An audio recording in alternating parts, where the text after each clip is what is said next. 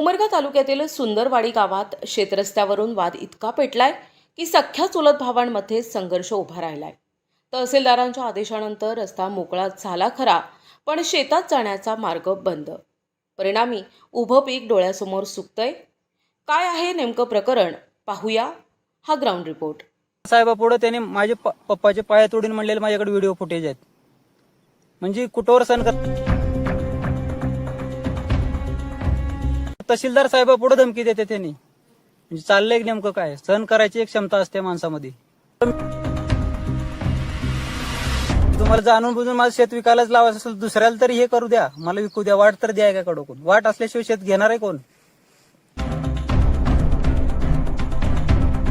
कसं शेतात माल झालं, न्यायचं कसं, आणायचं कसं, पेरण्याचं कसं, ट्रॅक्टर याचं कसं, जायचं कसं, हे पर्यंत लय अडचणी येते। भाऊ पक्कावरी तेच आता झाले की आता आमच्याच नशिबाला आले ती।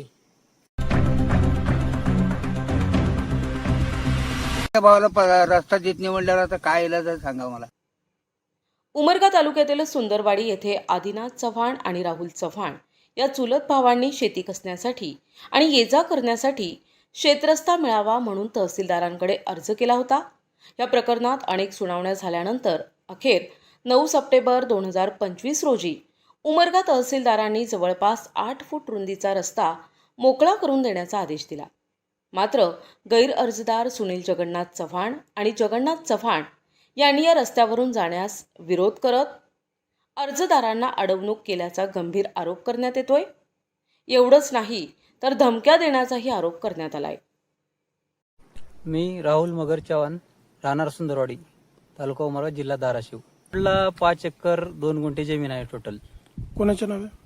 पप्पाच्या नावी होते पहिलं 15 वर्षाच्या पाठीमागं। पप्पानी भविष्यामध्ये त्यांची वाटणी झाल्यामुळं आपल्या भावाला वाटून दिले त्यांनी जमीन। किती वाटणी झाली? इथे ह्या पट्टीमध्ये 5 एकर 2 गुंठ्यामध्ये 78 एक मध्ये 3 वाटण्या झाल्या सर। एक त्यांना स्वतःला, एक मोठ्या चुलत्याला आमच्या आणि एक बारक्या चुलत्याला आमच्या। त्यांची काय नावे?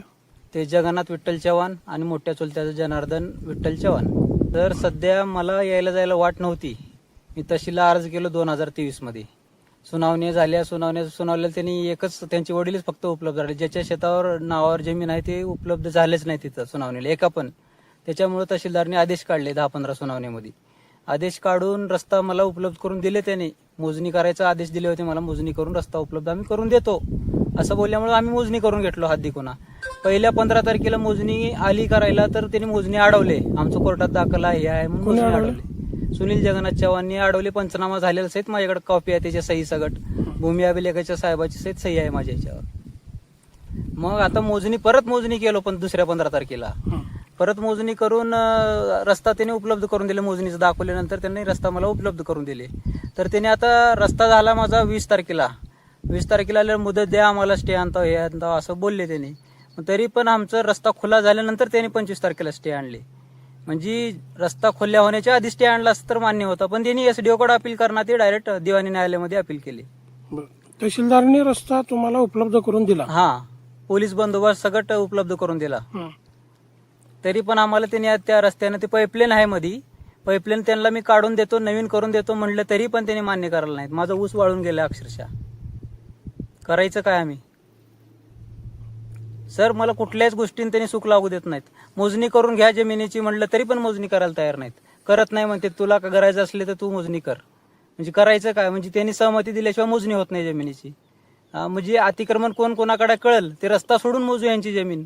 ती जमीन जर पूर्ण त्यांना जर कमी पडली तर मी वरी सरकून जमीन देतो त्यांना, काहीच अडचण नाही मला। माझ्या चुलत्याला दिलं तर काय फरक पडणार नाही, पण त्यांना जमीन अतिरिक्त जमीन आहे सर अगोदरच।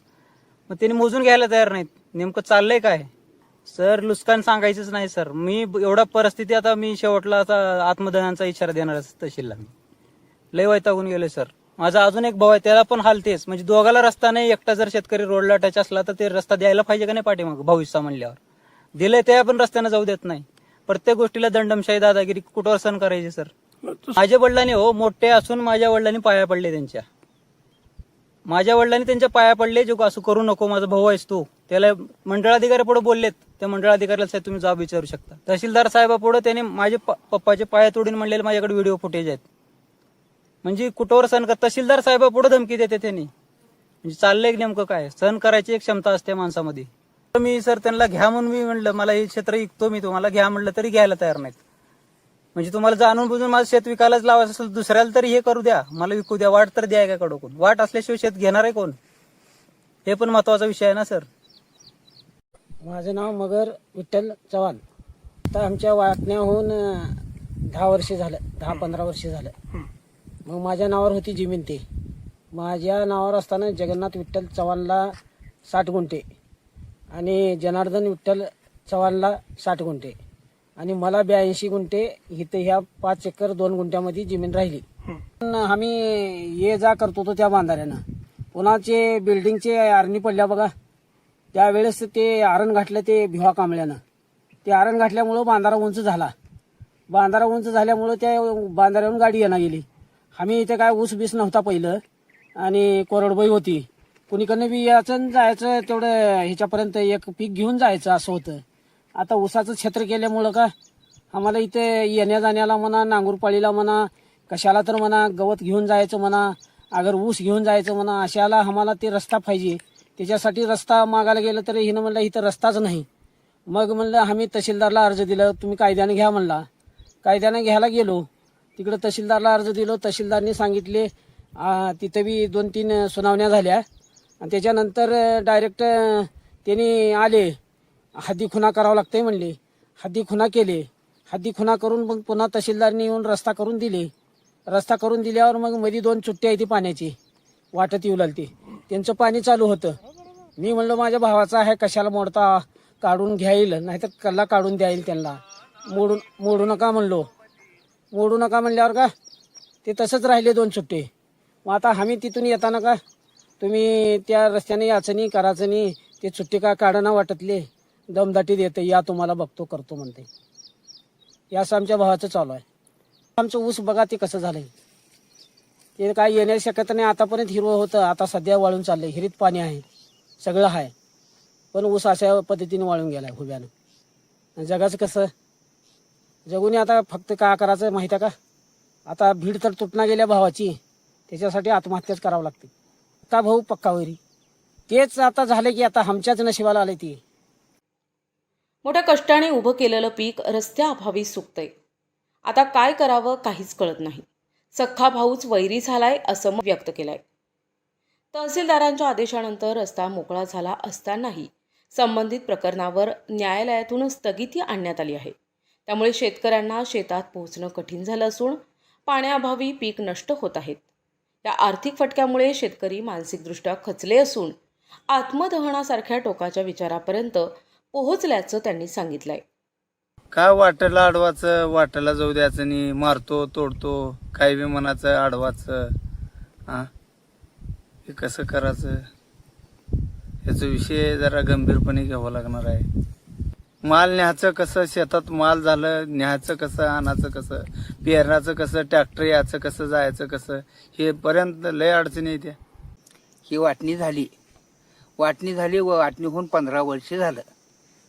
आता 15 वर्षात आता ह्या रस्त्याने जे वाट केले नाही, ह्याच बांधानं आम्ही वरी जात होतो. हे पहिलं सगळं एकत्र होतं, वरी जात होतो आणि इथले गवत म्हणा, राशी म्हणा, ऊस म्हणा, सगळं घेऊन चाललो होतो. आता त्यानं वायदे झाल्यावर आम्ही हे आरण घातले. त्यांनी शेजाऱ्यानं आरण घातलं. आरण घातल्यावर ऊच झाली. ऊच झाल्यानंतर त्याला जाता येत नाही. आता कसं करायचं जेवू, आणि तर रस्ता करून घ्यायचा आहे, तर रस्ता देत नाही म्हणला. मग आता इलाज काय आहे. मग आता ते पुढे का केले, हे पोरं म्हणले आता तो कसा रस्ता देत नाही बघून. ते द्यायचं ते आता तू आम्ही भाऊ आहो तुझे, तू आम्हाला द्यायला पाहिजे. हे पोरावाचं सोड, तुझं पोरग राहू दे, माझं पोरग राहू दे, सगळे बाजूला राहू दे. आणि हे जे पोरं जे आहे ते बाजूला ठेवू, आपण चौघं भाऊ व रस्ता करू म्हणल्यावर नाहीच, रस्ताच द्यायचं नाही. देऊ 4 रोजान देऊ, 5 रोजान देऊ, महिन्यात 3 वर्ष झालं आता रस्ता देणं गेले.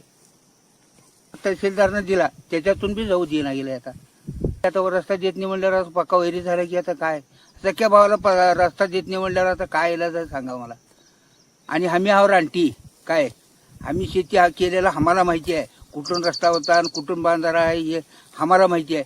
त्याला काहीच माहिती नाही. शाळा शिकला, लगीन केलो, शाळेत असताना त्यानं उमरगा झाला, ते उमरग्यातच आहे आणि शेवटी वायलं राहायच्या वक्तालाच आला इकडं. सण म्हणजे का कोळप बैल बारताना येऊ देना, ट्रॅक्टर येऊ देना, गेल्यावर होतंय काय सांगा. आता तेव्हा काय त्या दिवशी घातलो ट्रॅक्टर घालून त्याला हे एवढं नांगरलो, त्याला पाणी दिलं, माझ्या कनेक्शन तोडून ठेवलं. आता काय करू सांगा, आता मी काय करायचं सांगा. NTVच्या टीमने प्रत्यक्ष शेतावर जाऊन पाहणी केली असता रस्त्याअभावी पीक करपल्याचं स्पष्ट दिसून आलं. या प्रकरणात पीडित कुटुंबियांच्या मुलाखती घेतल्या असून हा वाद केवळ जमिनीपुरता मर्यादित न राहता नात्यांमध्येही दरी निर्माण करत असल्याचं चित्र समोर आलंय. एकीकडे प्रशासनाचा आदेश तर दुसरीकडे न्यायालयीन स्थगिती आणि यामध्ये भरडला जातोय तो सामान्य शेतकरी. आता प्रशासन आणि न्यायव्यवस्था यामध्ये समन्वय साधून या शेतकऱ्यांना न्याय मिळणार का हे पाहणं महत्त्वाचं ठरणार आहे. प्रतिनिधी सचिन बिद्री, NTV न्यूज मराठी, उमरगा, धाराशिव.